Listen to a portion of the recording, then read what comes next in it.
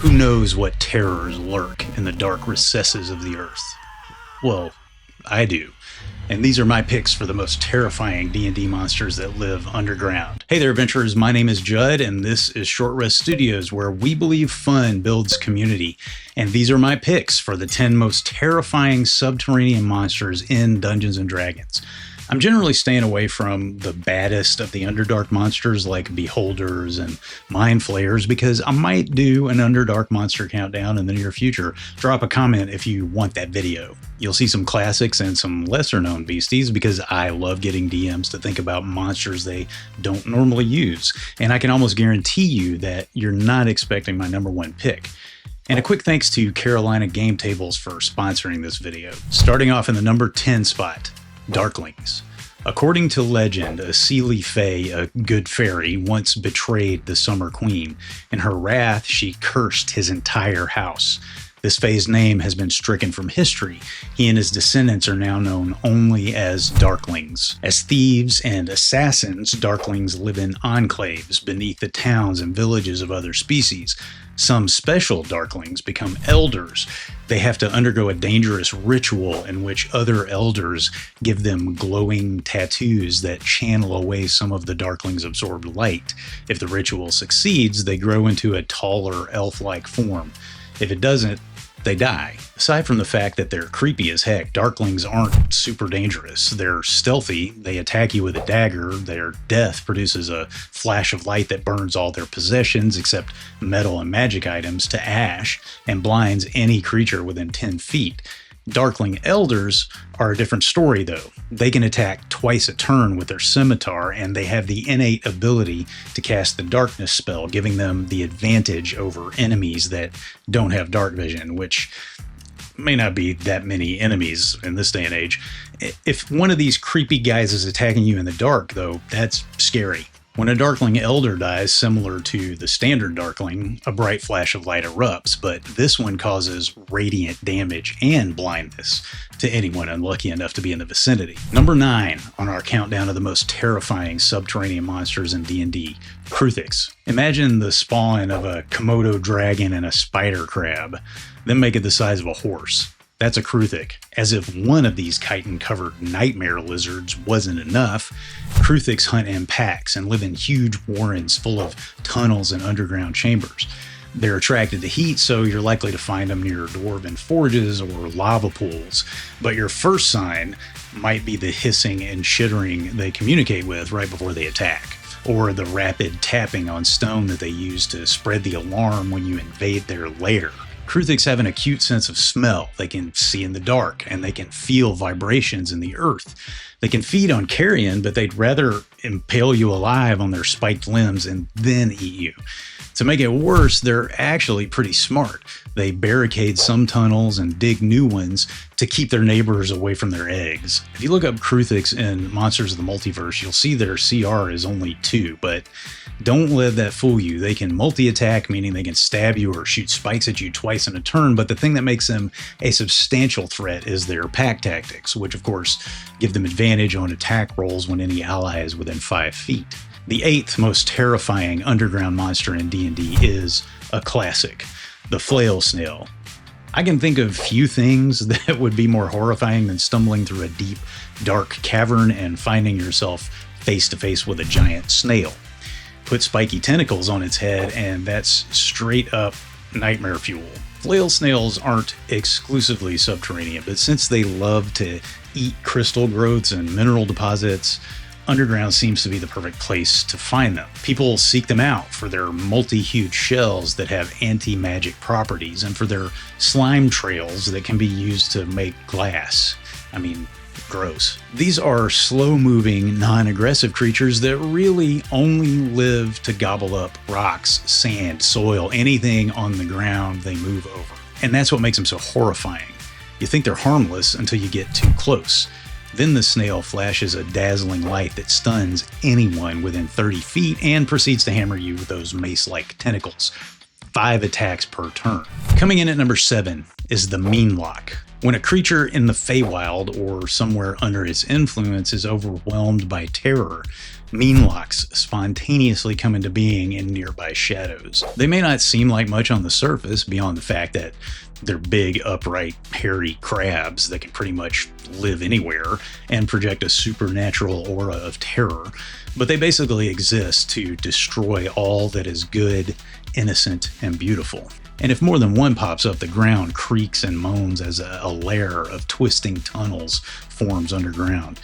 Yeah, they can attack you with those huge crab claws, but that's not what's truly petrifying. Meenlocks can sense areas of darkness nearby and teleport from one to another. Why? So they can sneak up on you. Plus, did I mention they're telepathic? And they use that ability to fill an incapacitated creature's mind with disturbing sounds and images, giving them the frightened condition. If the creature is incapacitated long enough, they start taking psychic damage.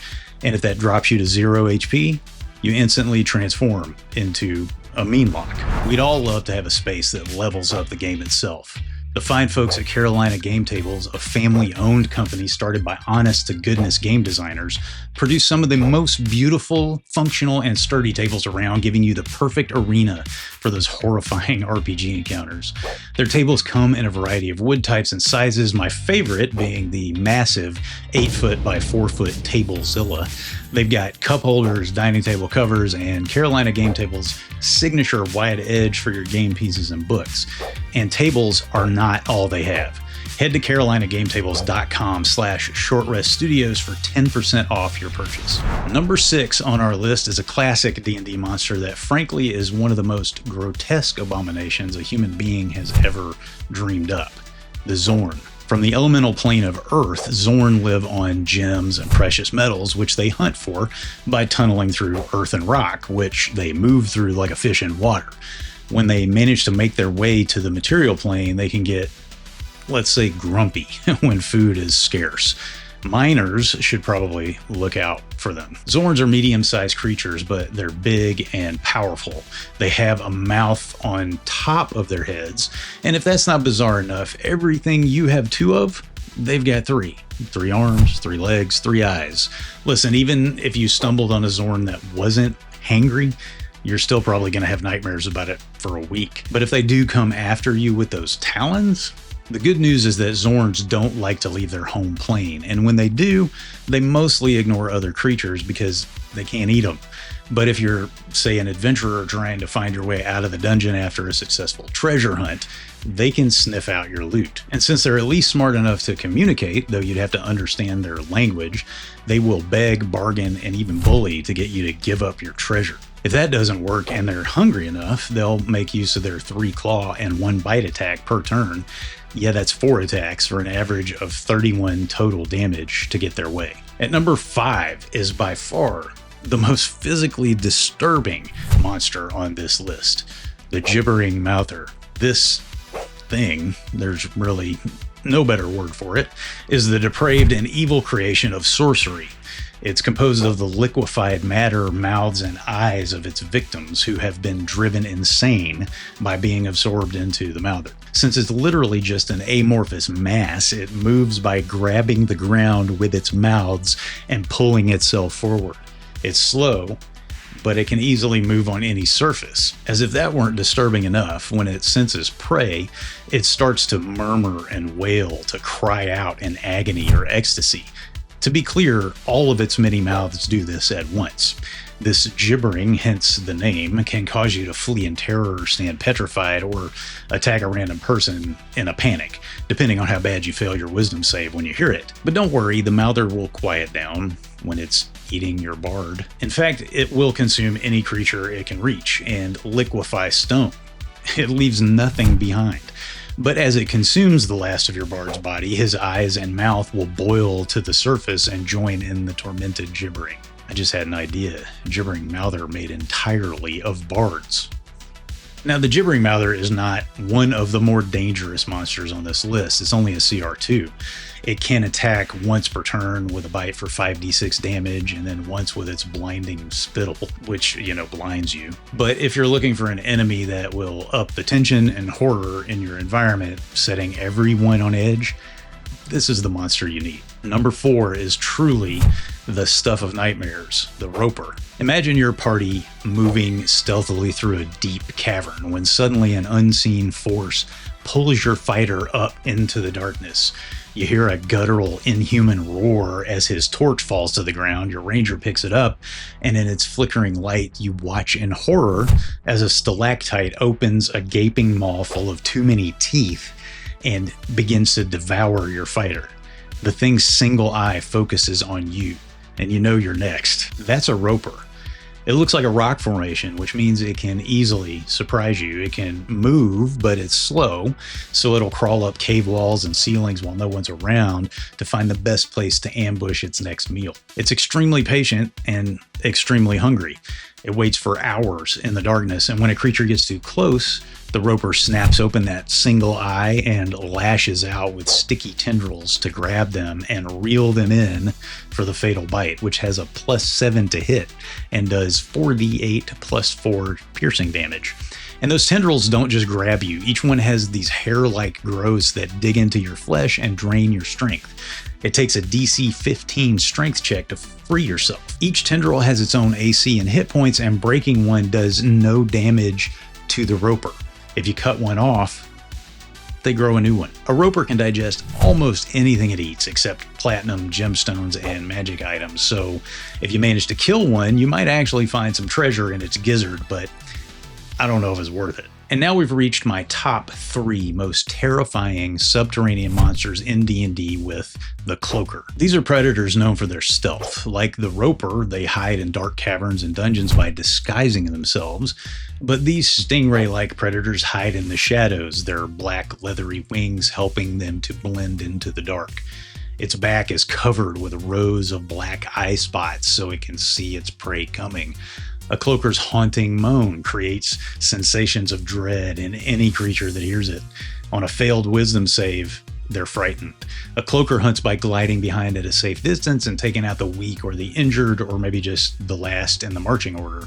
Then it unfurls its wings, revealing its pale underside, and attacks. They strike and eat quickly. They can also make illusory duplicates of themselves to confuse you, but this is even more terrifying.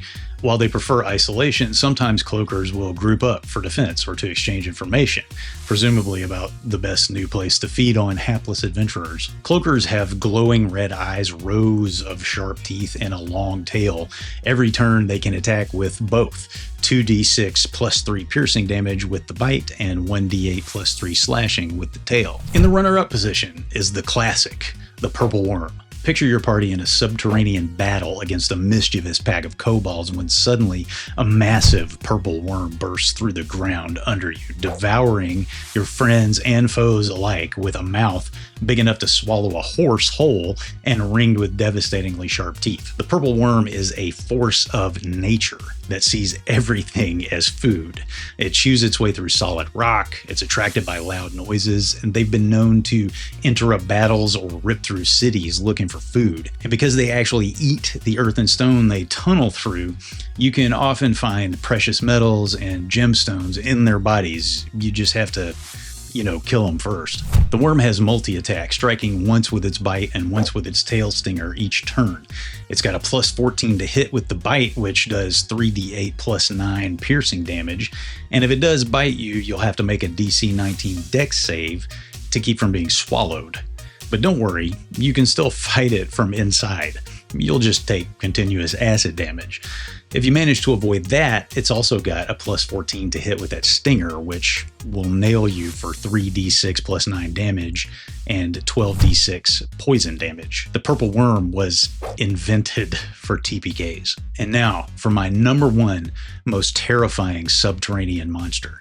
I can't imagine anything worse to encounter in an enclosed space than this. An ancient blue dragon. To talk about everything that makes an ancient blue dragon terrifying would take a video all on its own, so I'm going to try to hit the high points here. We always picture dragons in caves with their hordes, but we don't really tend to think of them as living that way, as being subterranean. And that's why I think maybe some DMs don't think to put them in this kind of context.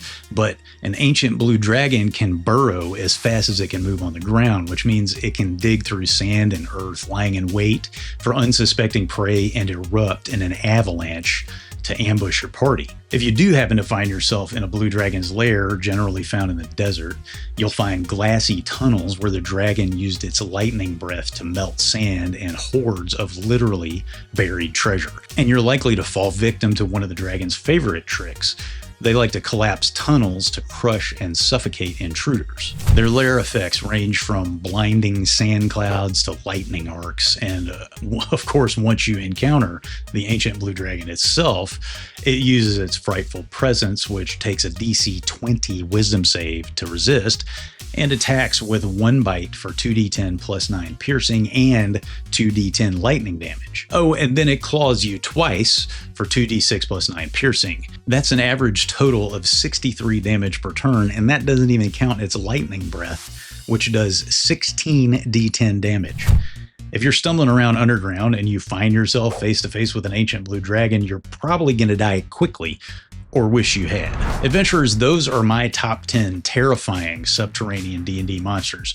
What do you think? Let me know in the comments. If you enjoyed this and you want more of this kind of content, like, subscribe, and hit the notification bell. And please consider supporting this channel by joining the Adventurers Guild at patreon.com/shortreststudios or by hitting the join button right under the video. If you want some more terrifying monsters, maybe for an underwater D&D adventure, check out this video, and I'll see you next time on Short Rest Studios.